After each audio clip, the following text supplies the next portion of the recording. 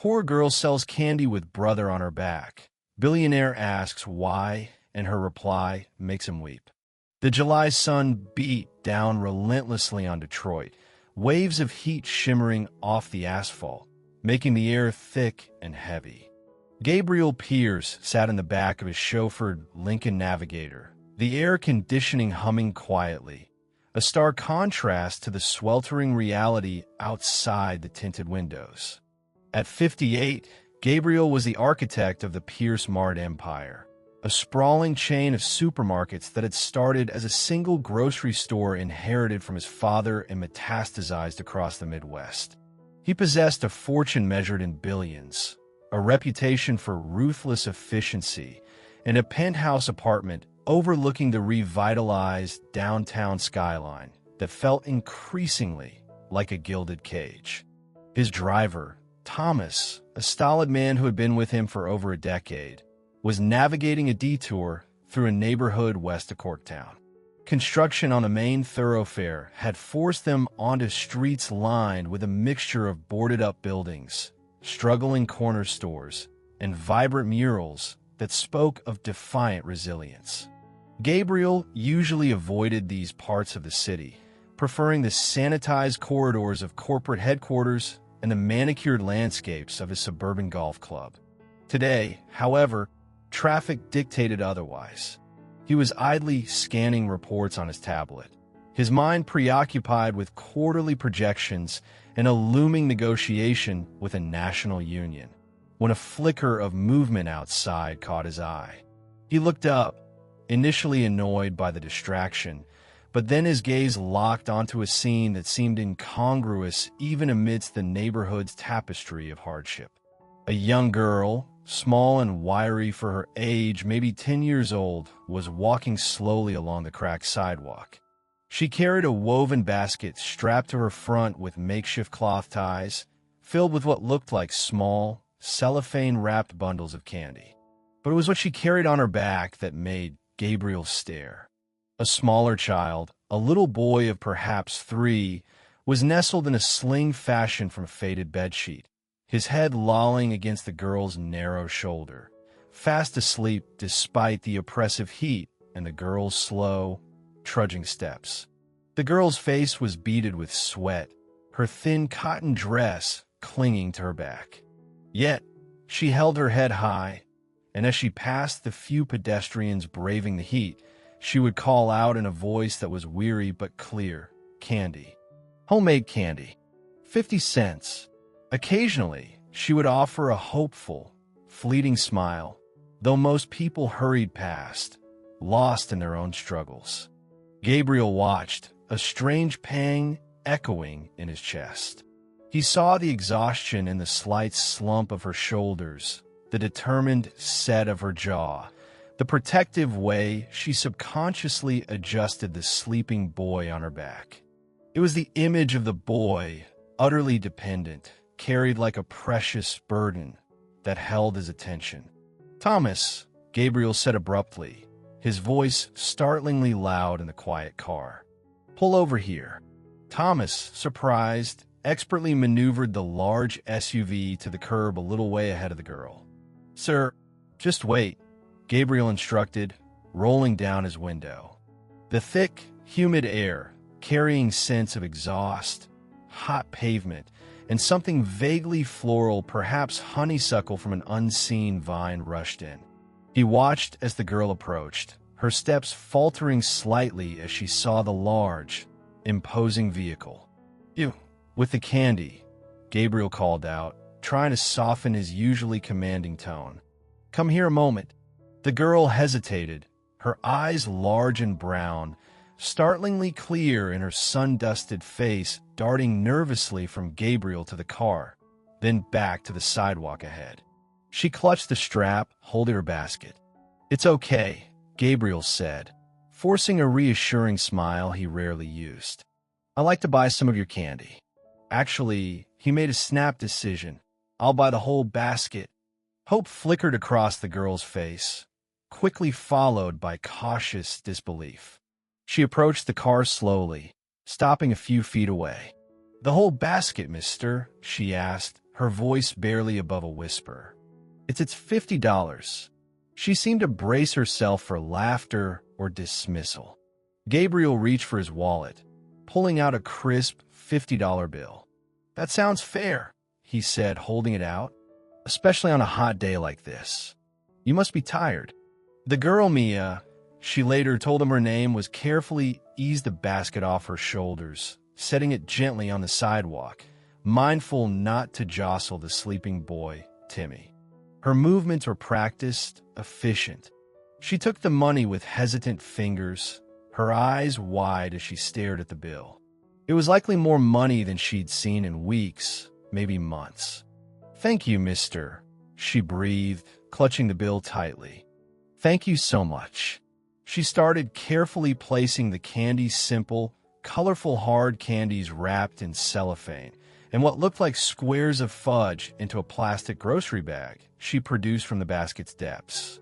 Gabriel watched her small, capable hands. An unexpected curiosity, mingled with that persistent, unsettling pang in his chest, made him ask, "It's hard work, selling candy in this heat. Why do you bring your little brother along? Isn't it heavy? Wouldn't he be more comfortable at home?" Mia paused in her task, looking up at Gabriel. Her gaze was direct, unervingly steady for a child. The weariness was still there, but beneath it lay a profound, matter-of-fact acceptance of her reality.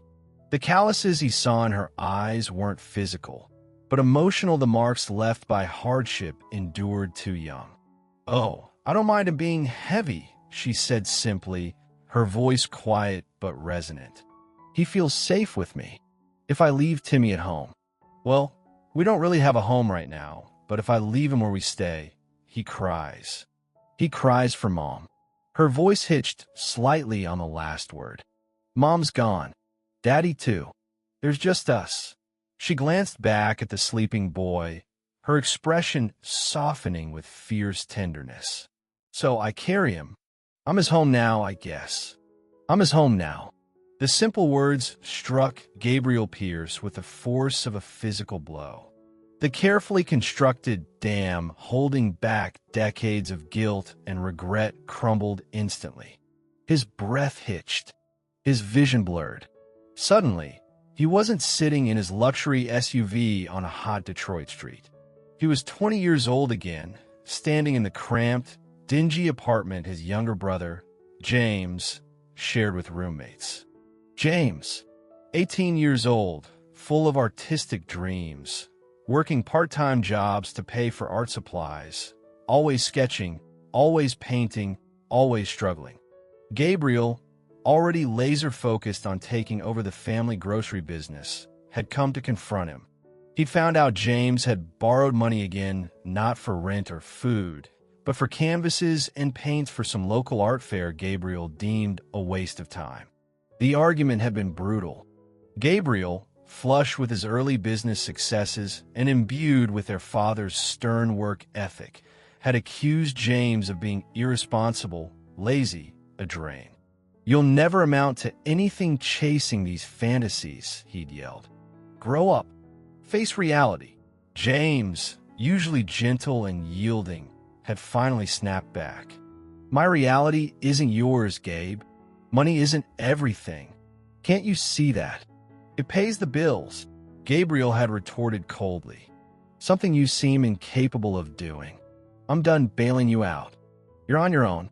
He'd turned, walked out, slamming the door on his brother's shocked, hurt face, ignoring James's desperate call of his name. He'd meant it as tough love, a way to force James into practicality. He'd told himself James would come around, get a real job. But Gabriel had thrown himself in a building Pierce-smart, burying the conflict under layers of work and ambition. He hadn't called. Weeks turned into months. Then, almost a year later, a mutual acquaintance had awkwardly informed him that James had gotten sick pneumonia, complicated by living in a damp, unheated apartment he could barely afford. He'd died alone in a city hospital ward, too proud, or perhaps too estranged to reach out to the brother who had abandoned him. The guilt had been a shadow, ever since, a constant, low hum beneath the noise of his success. He'd never forgiven himself. He'd never spoken of James to anyone. He'd poured all his energy into the business, perhaps trying to prove, even to James's ghost, that his choices had been right, that the sacrifice had been worth it.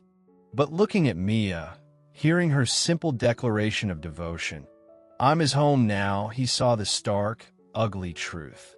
He had abandoned his brother, his family, his home in a way, for ambition and pride. And this little girl, with nothing, understood responsibility and love in a way he, with everything, had utterly failed to grasp. The grief and shame overwhelmed him. A choked sob escaped his lips. Tears, hot and stinging, streamed down his face, surprising him with their intensity. He fumbled for the door handle, pushing it open, almost stumbling out of the car onto the hot sidewalk. He knelt down, right there on the gritty pavement, in front of this bewildered little girl, the billionaire CEO reduced to a weeping mess by the weight of his past. "You," he gasped, struggling for breath between sobs. "You remind me of someone I lost. My brother, James." He looked up at Mia, his vision swimming. "You're so strong, much stronger than I ever was." He wiped furiously at his eyes with the back of his hand. "What were you selling the candy for?" "Really?" Mia watched him, her initial fear replaced by confusion and a dawning empathy that seemed far beyond her years. She knelt beside her basket, her voice barely a whisper. "For Timmy," she said, glancing at her sleeping brother again. "To buy milk. He needs milk to get strong. And medicine. He gets sick easy. Coughs sometimes. I don't want to lose him too. Like Mom." Gabriel's heart clenched. The parallels were too sharp, too painful. James dying from pneumonia, Timmy needing medicine. He reached out, his hand trembling, and gently, hesitantly, hugged Mia's thin shoulders. He cried openly now, great, shuddering sobs of regret and a burgeoning, desperate need to somehow make amends, to rewrite the past through the present. Mia, startled but sensing his profound distress, didn't pull away. She just stood there, a small, steady presence amidst the sudden storm of his long-suppressed grief. The intensity of Gabriel's breakdown gradually subsided, leaving him feeling drained, exposed, but strangely clear-headed. He looked at Mia, her face etched with concern, and at Timmy, still sleeping peacefully on her back, oblivious to the emotional upheaval his sister's words had caused. A fierce resolve solidified within him. He couldn't change the past, couldn't undo his abandonment of James, but he could change the future for these two children. "Mia," he said, his voice still thick, but regaining some of its customary authority, "you and Timmy can't stay out here. It's not safe, and Timmy needs proper food and maybe a doctor." Mia instinctively pulled back slightly, suspicion flickering in her eyes. "We manage okay, mister." Trust was a luxury she couldn't afford. "I know you're managing," Gabriel said gently, "and you're doing an amazing job. But let me help. Please, just for a little while. Let me get you both somewhere cool and safe, get Timmy checked out by a doctor, make sure he's all right." He saw the hesitation warring with the exhaustion in her posture. "I promise," he added, meeting her gaze directly. "I just want to help." He stood up, brushing the grime from his expensive trousers, feeling Thomas's discreet but watchful eyes on him from the driver's seat. "Thomas," he called, gesturing towards the children, "help me get the basket and help Mia get Timmy settled in the back seat." Thomas, ever the professional, exited the car without a word, his expression unreadable. He gently took the candy basket from Mia and placed it on the floor of the SUV. Mia, still uncertain but swayed by Gabriel's raw emotion and the promise of help for Timmy, carefully maneuvered Timmy off her back and allowed Thomas to help her settle him onto the plush leather seat. The little boy stirred, whimpered softly, then snuggled into the cool upholstery, still mostly asleep. Mia climbed in beside him, perching on the edge of the seat as if ready to bolt. Gabriel got back in, the air conditioning a welcome relief. Thomas, he instructed, drive to the residences at the Book Cadillac downtown. I have a corporate apartment there we rarely use. It's quiet. He then picked up the car's phone, dialing his executive assistant, Martha Chunault. Martha, he began, his voice regaining its usual efficiency, I need you to do a few things discreetly. Cancel my afternoon. Contact Dr. Helen Sterling, yes. The pediatrician.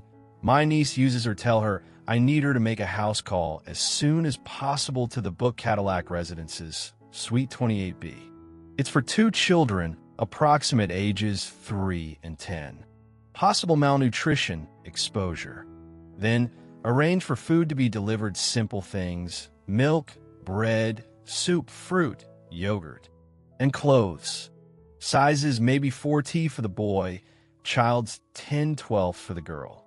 Underwear, socks, pajamas, shoes, a couple of simple outfits each. Use the emergency account. I'll text you specifics.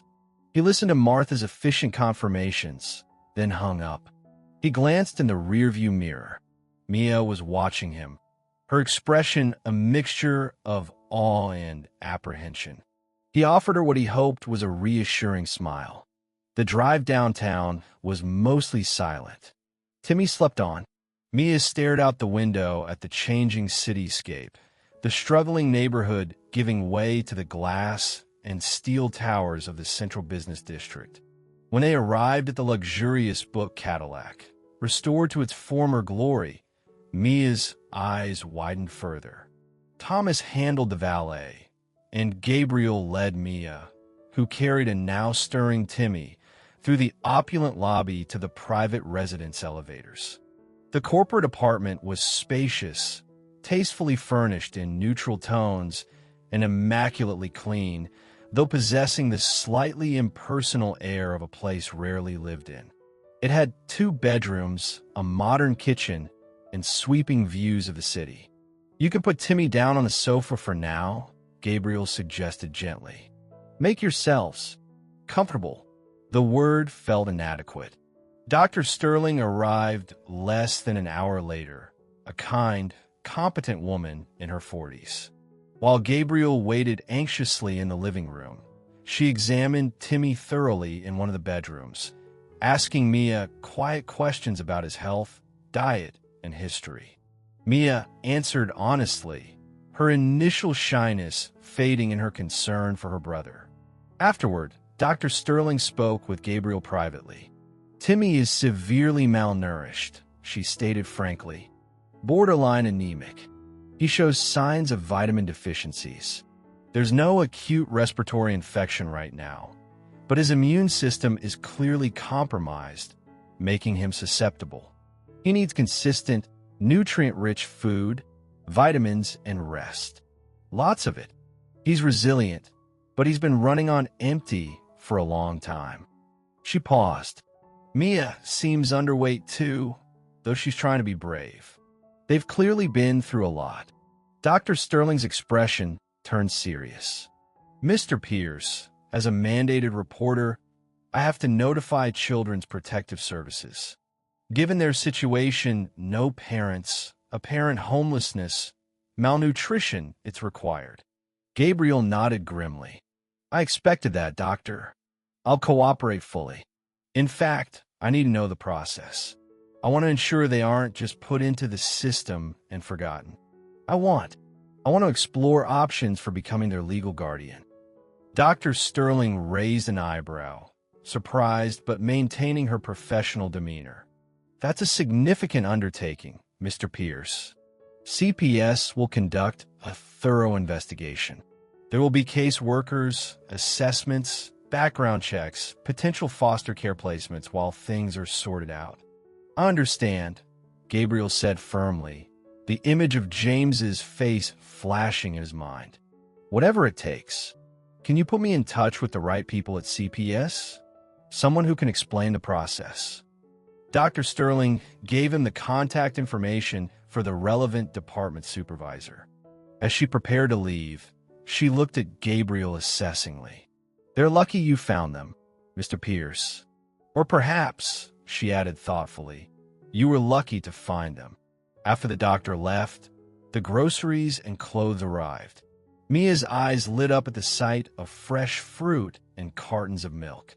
Gabriel helped her prepare a simple meal: soup, bread, yogurt. Timmy, now awake but listless, ate a little, leaning heavily against his sister. Gabriel watched them, feeling a terrifying mix of responsibility and inadequacy. He could command boardrooms, move markets, build empires. But faced with two vulnerable children who needed far more than just food and shelter, he felt utterly out of his depth. Yet the resolve held. He had made a promise to himself, standing over James's unmarked grave years ago, that if he ever got a chance to make things right, he would. Maybe, just maybe, this was that chance. The path ahead was complex, fraught with bureaucratic hurdles and emotional challenges.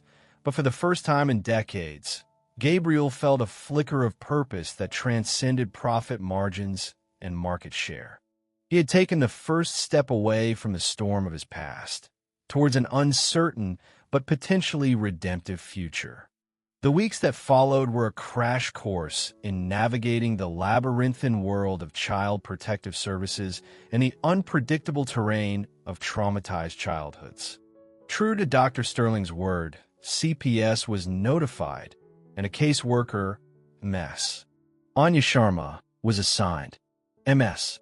Sharma was young, dedicated, but clearly overworked, her manner professional yet cautious, perhaps slightly skeptical of the billionaire suddenly wanting to foster, then potentially adopt, two destitute children he'd met on the street. Gabriel, accustomed to having his directives followed instantly, found the process frustratingly slow and bureaucratic. There were forms, interviews, background checks, both state and FBI, home inspections, first of the temporary corporate apartment, then of his own penthouse after significant child-proofing modifications suggested by MS. Sharma, and mandatory parenting classes he attended alongside bewildered young couples and weary foster parents. He hired the best family law attorney in Detroit, who guided him through the complexities of temporary custody, foster care licensing, and the long-term goal of legal guardianship, with adoption as the ultimate aim. The lawyer explained that demonstrating stability, commitment, and a genuine bond would be crucial. Meanwhile, life with Mia and Timmy unfolded with its own set of challenges. The initial relief of safety and food gave way to the deeper realities of their situation. Timmy, under Dr. Sterling's care and with consistent nutrition, slowly began to gain weight and energy, but he remained wary of Gabriel, clinging tightly to Mia. He suffered from nightmares, often waking up crying for the mother he barely remembered. Mia, though outwardly adapting faster, carried her burdens silently.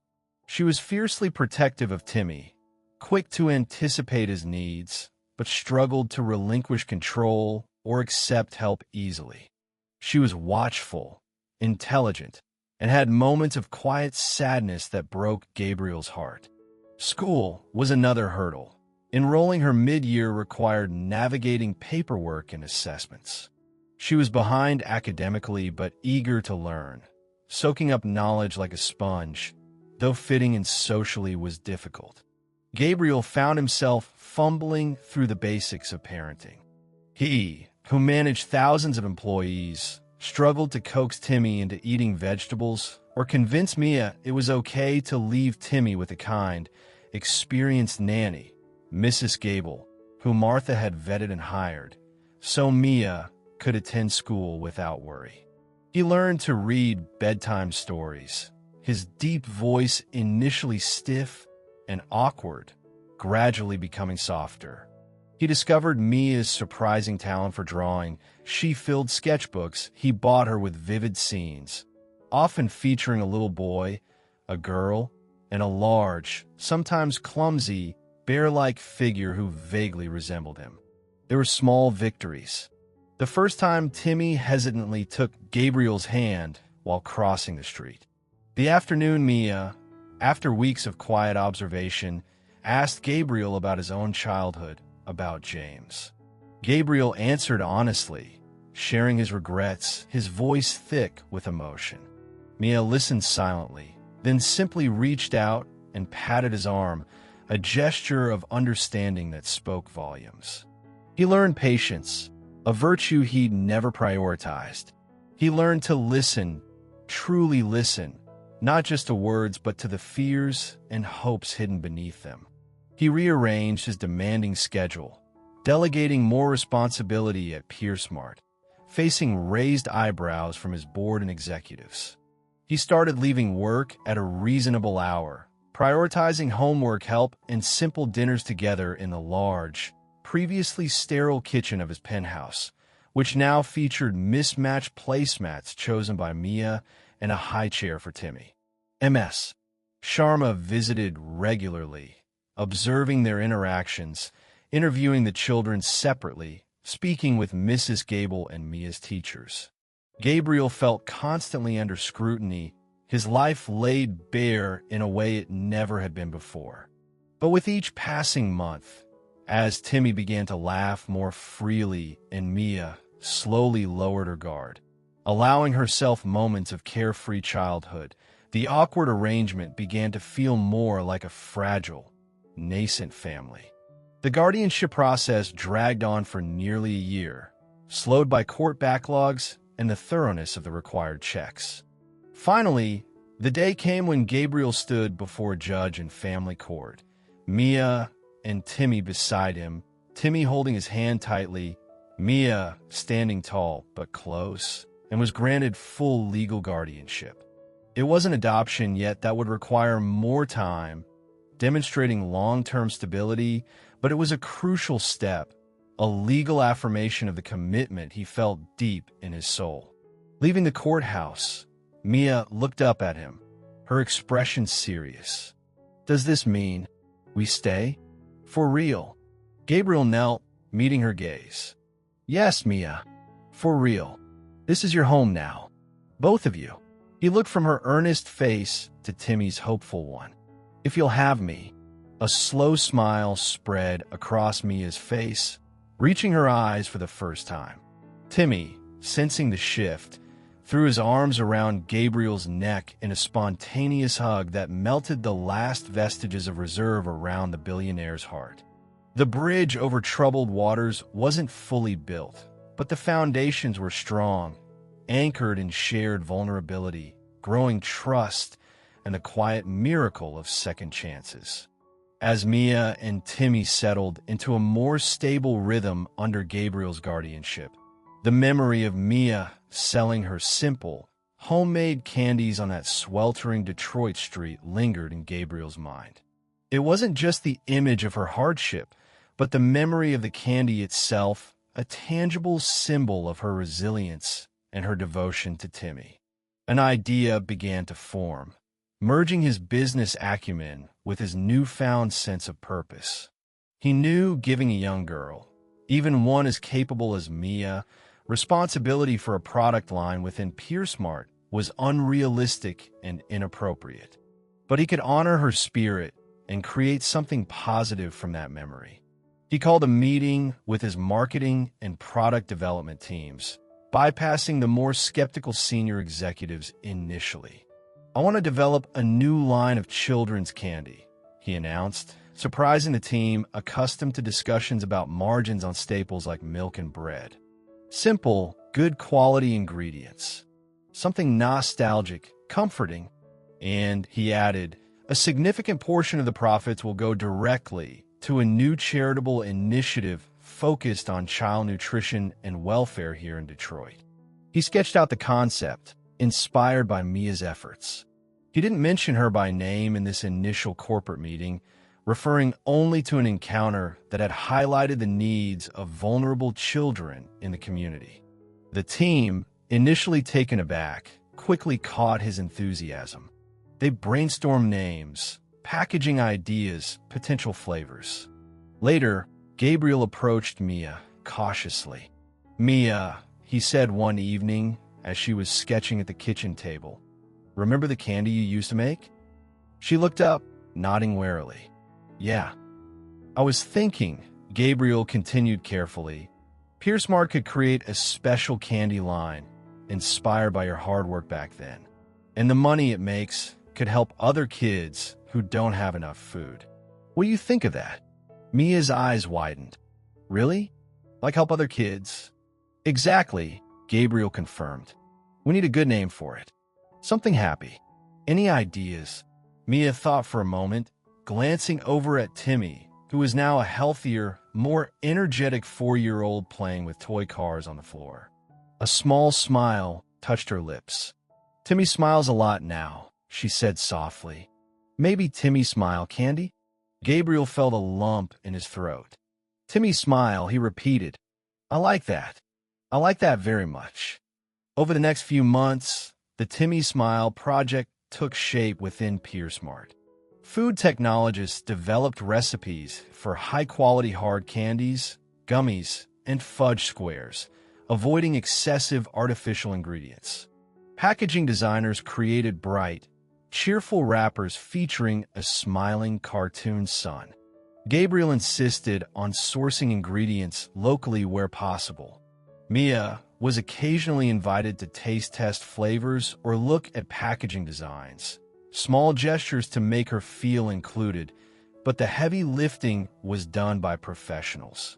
Simultaneously, Gabriel worked with lawyers and philanthropic advisors to formally establish the charitable foundation he envisioned. He wanted it to address the root cause he'd witnessed: the lack of safe, reliable childcare that forced older siblings like Mia into premature caregiver roles. It would be called the Mia's Carey Foundation, a name that acknowledged her burden while aiming to alleviate it for others. Its mission was to fund and support high-quality, free nursery care and early learning centers in underserved Detroit neighborhoods. Setting up the foundation was a complex process involving significant personal donations from Gabriel, establishing a board of directors, including community leaders and child development experts, defining governance structures, and navigating the legal requirements for nonprofit status. Gabriel poured considerable energy into it, seeing it as a crucial part of his personal atonement and a way to create a lasting legacy beyond his business empire. The launch of Timmy Smile Candy was timed to coincide with the public announcement of the Mia's Carey Foundation. A press event was held at the first newly funded child care center, a brightly renovated space in the same neighborhood where Gabriel had first seen Mia. Mia, now 12, stood beside Gabriel, looking poised and confident in a new dress, holding Timmy's hand. Timmy, healthy and indeed smiling, beamed at the cameras. Mia spoke briefly, her voice clear and steady, reading from notes she and Gabriel had prepared. "I used to worry a lot about Timmy," she said. "I'm happy that this candy and this center can help other brothers and sisters worry less and just be kids." Gabriel watched her, pride swelling in his chest. He saw not just the resilient girl he'd met 2 years prior, but a budding young woman of empathy and strength. Later, surrounded by the cheerful noise of children playing in the new center, Gabriel saw Mia give Timmy a piece of the newly launched candy. "See, Timmy," she said softly, "your smile is helping other kids." Timmy just grinned, his mouth full of gummy bear. Gabriel put an arm around each of them. The candy was selling well in PeerSmart stores, and the foundation had secured its first round of funding commitments. It was just the beginning, but it felt like a harvest sown from seeds of regret, now blossoming into something genuinely good. The path hadn't been easy, but the sweet taste of this success was far more satisfying than any quarterly profit report had ever been. Another 3 years passed. Mia blossomed into a thoughtful, bright teenager of 15, excelling in school, discovering passions for art and volunteering. Timmy, at 7, was a happy, energetic boy, free from the health issues that had plagued his early years, his laughter echoing frequently through Gabriel's once silent penthouse. The journey hadn't been without bumps, teenage moods, sibling squabbles, Gabriel's ongoing adjustments to the rhythms of family life, but the bonds between them had deepened into a strong, unwavering affection. The Mia's Carey Foundation had grown significantly, funding 3 thriving early childhood centers in Detroit, providing safe, nurturing environments for hundreds of children, freeing older siblings and parents to pursue education or work. Timmy's smile, candy remained a popular item in Pierce Mart stores, a steady source of revenue for the foundation, its cheerful packaging a familiar sight. Mia, with Gabriel's guidance, had become involved as a youth volunteer for the foundation, reading to younger children at the centers, helping organize donation drives at her school. She understood its purpose deeply. Gabriel, now in his early 60s, had delegated much of the day-to-day operation of Pierce Mart to a trusted executive team, allowing him more time for the foundation and, more importantly, for Mia and Timmy. He attended Timmy's soccer games, helped Mia study for exams, and presided over family dinners filled with conversation and laughter. The ghosts of the past hadn't vanished. Entirely the ache of losing James remained a quiet undercurrent, but they no longer dominated his life. They were integrated into a larger narrative, one of loss, regret, and ultimately, redemption. The final step in cementing their family came quietly, without fanfare. After years of demonstrated stability, and with Mia and Timmy both wholeheartedly consenting, Gabriel legally adopted them both. They were now, in the eyes of the law as well as the heart, Pierce. One crisp autumn evening, Gabriel was sitting in his study, reviewing foundation reports. Mia came in, ostensibly to ask about homework, but lingered by his desk. Timmy trailed in after her, leaning against Gabriel's chair. "Everything okay?" Gabriel asked, looking up. Mia hesitated, then took a breath. "Yeah, more than okay." She looked down at her hands, then back up, her eyes shining. "I was just thinking about everything. How different things are." She paused. "Thank you, Dad." The word, spoken softly but clearly, hung in the air. It was the first time she had called him that. Gabriel felt his breath catch, his heart swelling with an emotion so profound it brought tears to his eyes. He reached out, pulling both Mia and Timmy into a tight hug. "No," he whispered, his voice thick, tears tracing paths down his cheeks. "Thank you, both of you, for giving me a second chance, for showing me what truly matters, for letting me be your family." He held them close, the simple warmth of their presence a balm to old wounds. "You saved me, you know that? More than I ever saved you." Timmy, sensing the emotional weight of the moment, just hugged Gabriel tighter. Mia leaned her head against his shoulder, a quiet acknowledgement passing between them. Later that night, long after the children were asleep, Gabriel stood by the large windows of his penthouse, looking out at the glittering Detroit skyline. He thought of James, not with the sharp stab of guilt, but with a softer, melancholic acceptance. He couldn't change the past, couldn't bring his brother back. But he hoped, somewhere, somehow, James knew that his brother had finally learned the lesson James had tried to teach him all those years ago, that connection, responsibility, and love were the true measures of wealth. He thought of Mia, carrying Timmy on her back, offering candy and hope on a desolate street. That image, once a symbol of hardship and his own failure, now represented the catalyst for the most meaningful chapter of his life. With a basket of candy and a heart full of love for her brother, Mia hadn't just found a home.